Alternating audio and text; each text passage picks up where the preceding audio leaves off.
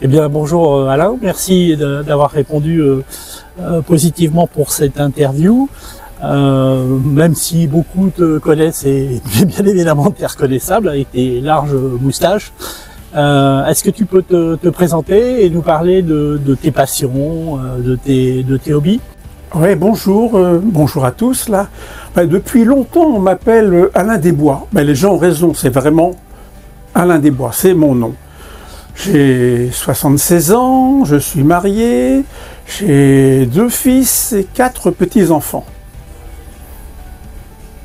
Et au sujet de tes hobbies et de tes passions? Ah, mais mes hobbies, on l'a vu hein, à la concession, régulièrement, je faisais des petits reportages photos.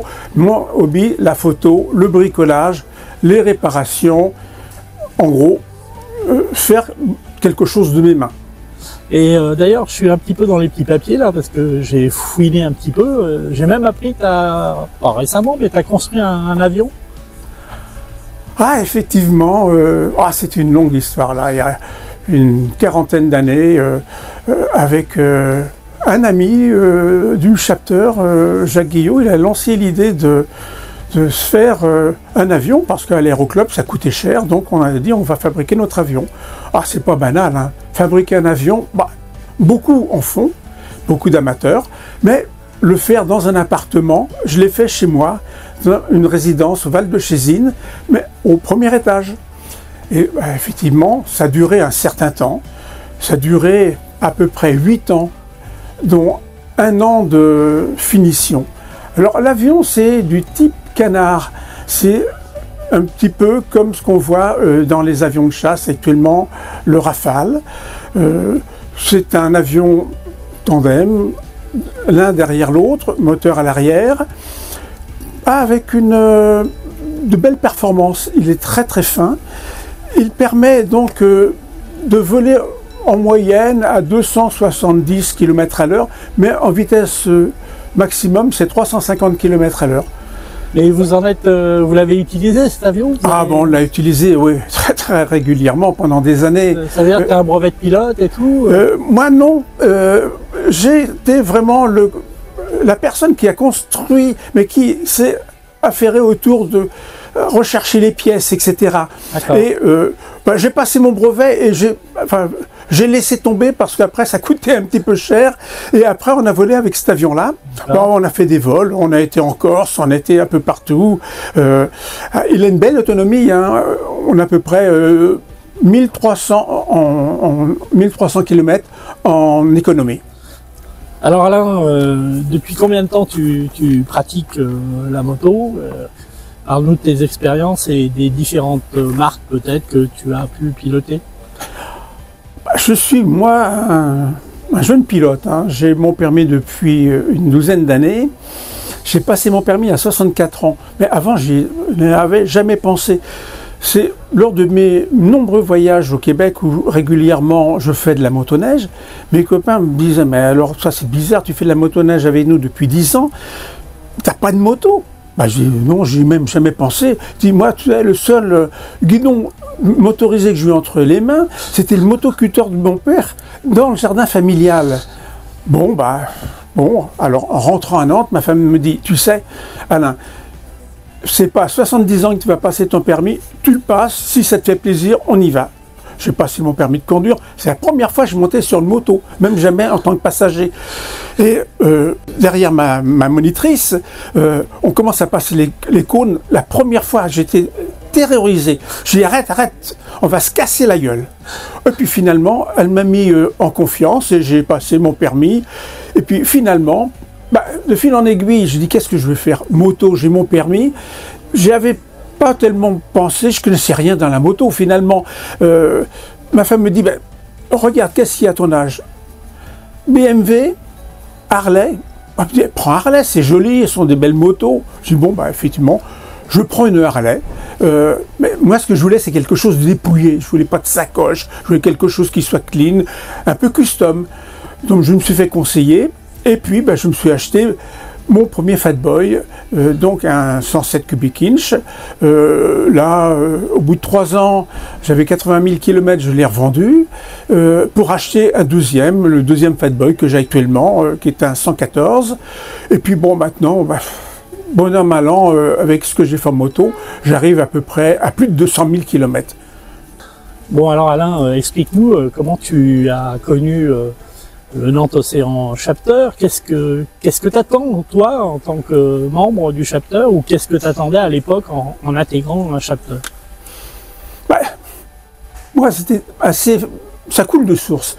J'étais dans la concession Harley avec la première achat de moto où j'avais l'occasion de rentrer dans le HOG et j'étais monté à l'étage, première réunion, j'ai rencontré des copains, en l'occurrence Raymond, et puis de fil en aiguille, je me suis pris au jeu. On a commencé à faire des sorties ensemble, on a discuté, il y avait vraiment une très bonne ambiance. Et effectivement, au fur et à mesure des années, je me suis dit, je m'investis un petit peu plus, je vais faire des balades, des voyages. Alors j'ai organisé différentes balades. La plus grande balade que nous ayons fait, c'est avec 8 membres du Chapter ici. J'avais organisé, comme je connais bien le Québec, un voyage d'une quinzaine de jours au Québec. Et puis, on a fait des tas de sorties. J'ai organisé des sorties également en Espagne. Et puis, régulièrement également, pendant 4 années de suite, avec des copains du Chapter, j'ai organisé des voyages en Suède. Alors, effectivement, ce que j'attendais du Chapter, c'est ça. C'est de pouvoir voyager en groupe, prévoir des sorties ensemble, faire des rencontres. Et le plus important, je pense, dans les voyages, le plus important, ce sont également les rencontres que l'on fait. Alors là, justement, une petite aparté, parce que moi je sais que tu as énormément voyagé, que tu voyages tous les ans, aux 4 coins du monde. Tu as dû faire pratiquement tous les 3 continents. Le dernier voyage, je crois que c'était en Chine. Ouais. Hein, tu vas régulièrement en Suède, tu vas régulièrement au Canada. Quand je dis régulièrement, c'est pratiquement tous les ans. Tous les ans. Et donc, il y a une réelle différence entre ces voyages perso et les voyages moto. C'est quoi? C'est justement le fait de rouler en groupe qui est intéressant, de rouler à moto? Ah oui, effectivement. Là, c'est vraiment le fait de rouler en groupe, parce que on apprend à se connaître. Ça, c'est vraiment important. Et telle différence, quand on ne se parle pas, on ne se connaît pas, ça crée une barrière. Et ici, on rencontre ici, dans le Chapter, des gens de tout horizon. Tu peux être avec un ouvrier, comme tu peux être avec un avocat. On est au même niveau, on se tutoie tous. On a les mêmes problèmes, les mêmes difficultés. Je veux dire que quand il pleut, on est tous emmerdés par la pluie. Quand il fait froid, c'est pas bien non plus. Je pense que c'est ça. Et la balade autour avec les copains en groupe, c'est aussi la camaraderie, hein, de se faire dépanner quand tu as un petit problème, de se faire aider.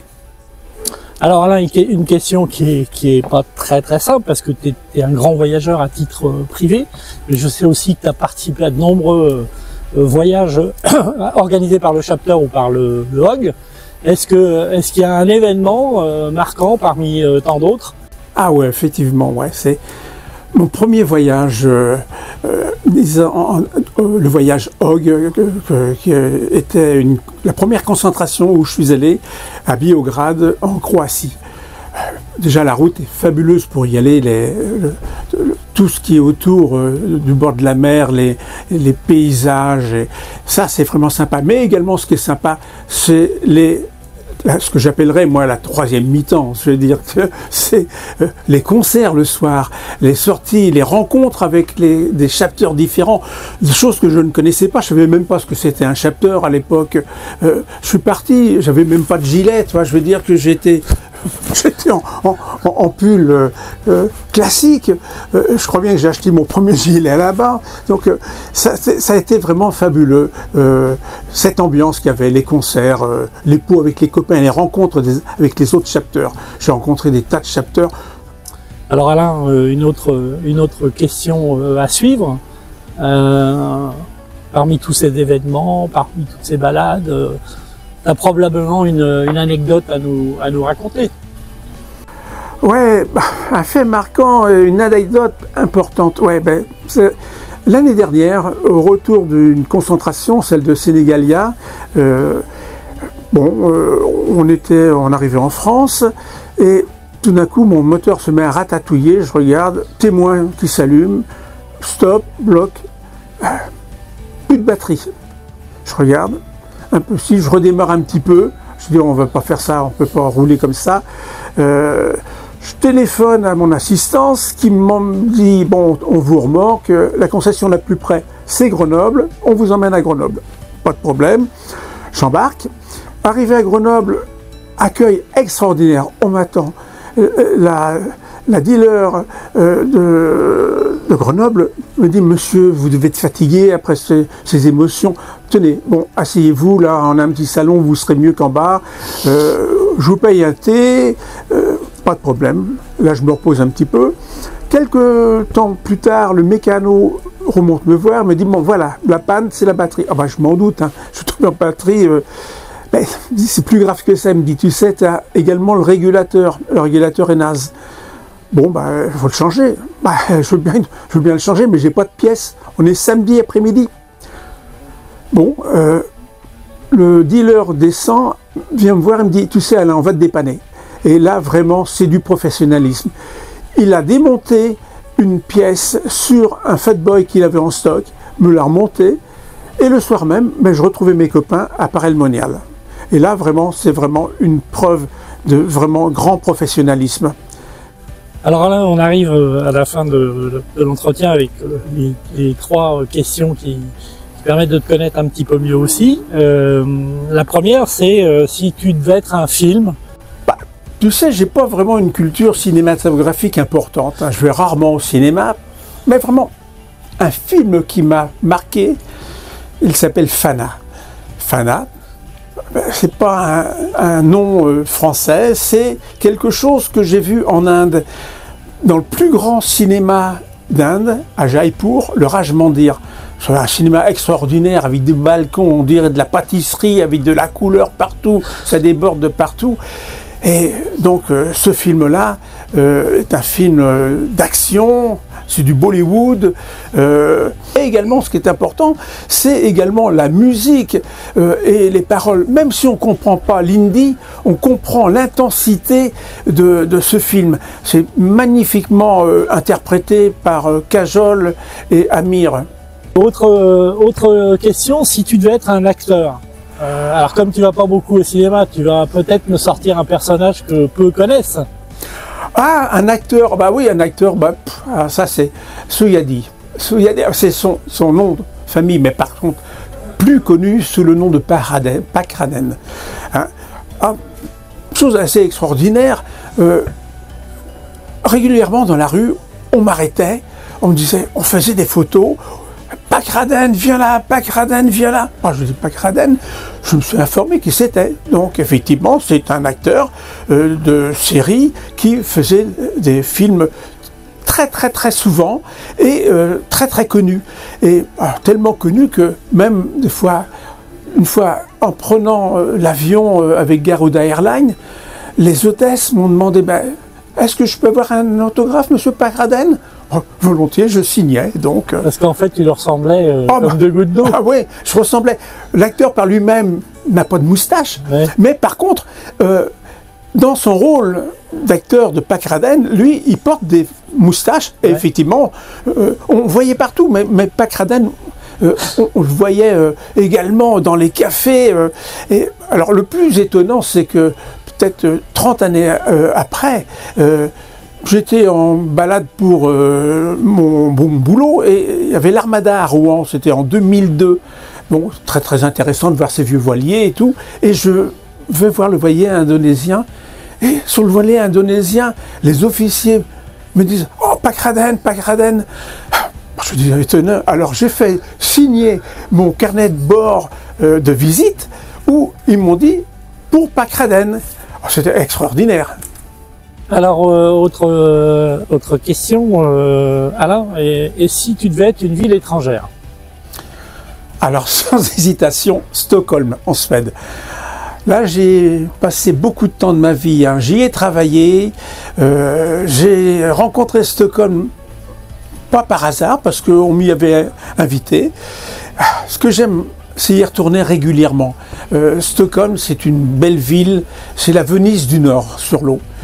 Il y a 7 îles, on s'y balade en métro, en bateau, en bus et en métro. Alors ce qui est fantastique, c'est le métro de Stockholm, qui est vraiment une station d'art à elle toute seule. 80 stations, toutes décorées les unes des autres, tellement différentes, avec de la couleur, des statues. Bon, ça c'est vraiment formidable à Stockholm. Il y a les gens aussi, la nourriture. Et puis alors j'ai un peu la chance d'avoir vécu en Suède pas mal de temps, donc je commence à me débrouiller pas si mal que ça à Stockholm et en suédois, ce qui me permet de faire de très très belles rencontres. Bon Alain, on arrive à la fin de l'entretien. Est-ce que tu peux nous donner une citation qui te tient à cœur, par exemple? Oui, j'en ai une, je l'aime beaucoup. Elle est d'André Malraux. Je sais qu'une vie ne vaut rien, mais rien ne vaut une vie. Je l'aime beaucoup celle-ci. J'en ai une autre. Bien faire et laisser dire. Mais celle-ci, elle est de ma mère. Merci Alain. Écoute, ça m'a fait plaisir de t'interviewer parce que tu es un petit peu un personnage, quelqu'un d'à part. Si on voit juste le choix de films et d'acteurs, on voit que tu as une sensibilité au voyage qui est importante.